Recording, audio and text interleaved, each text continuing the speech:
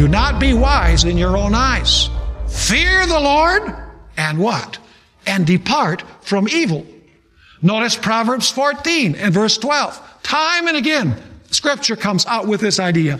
Proverbs 14 verse 12. He who walks in his uprightness fears the Lord, but he who is perverse in his ways despises him. Let's notice, as we draw this to a close, some passages in the New Testament that describe what it means to fear God. Hebrews 11 and verse 7. You remember that God told Noah to build a boat? He told him to build an ark. Was that a reasonable thing? Folks, it had never rained. And God is telling Noah to build this huge transatlantic, like the Queen Elizabeth, on dry land. Anybody would say, that's ridiculous. That can't be God's voice. But what did Noah do? Did he obey God even though it appeared to be ridiculous? Absolutely. Notice Hebrews 11 verse 7. By faith Noah, being divinely warned of things not yet seen, moved with what?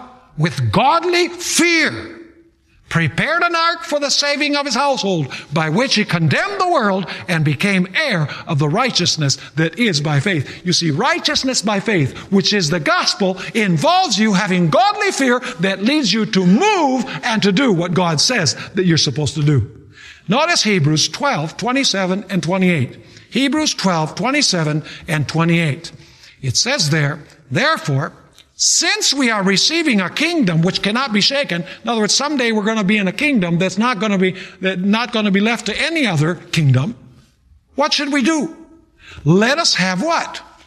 Grace. See, some people love to talk about grace. They say, oh yeah, let's have grace. Yeah, but what does grace demand? We noticed this in our study, our last study. We talked about what grace commands us to do. Notice what it continues saying. Therefore, since we are receiving a kingdom which cannot be shaken, let us have grace, by which we may what? Serve God acceptably with reverence and what? And godly fear. What is it that grace leads us to do? To serve God acceptably with reverence and with godly fear. Notice one more verse before we talk about the promises that God gives to those who fear His name. 2 Corinthians chapter 7 and verse 1. By the way, this is after God says, do not be unevenly yoked with unbelievers. And you've read that passage that comes before, and God says, if you fulfill what I'm saying, I will receive you, I will be your father, and you will be my children. And then He says what we're supposed to do in the light of what He has said. Notice 2 Corinthians chapter 7 verse 1.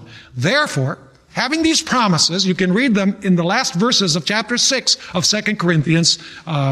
Notice what it says. Therefore, having these promises, beloved, let us cleanse ourselves from all filthiness of the flesh and spirit, perfecting holiness in the fear of God.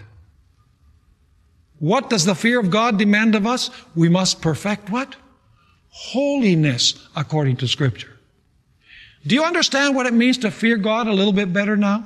When we read Revelation 14 verse 7, fear God. See, it's not enough just to read fear God in the first angel's message. You say, okay, that's nice. What does that mean?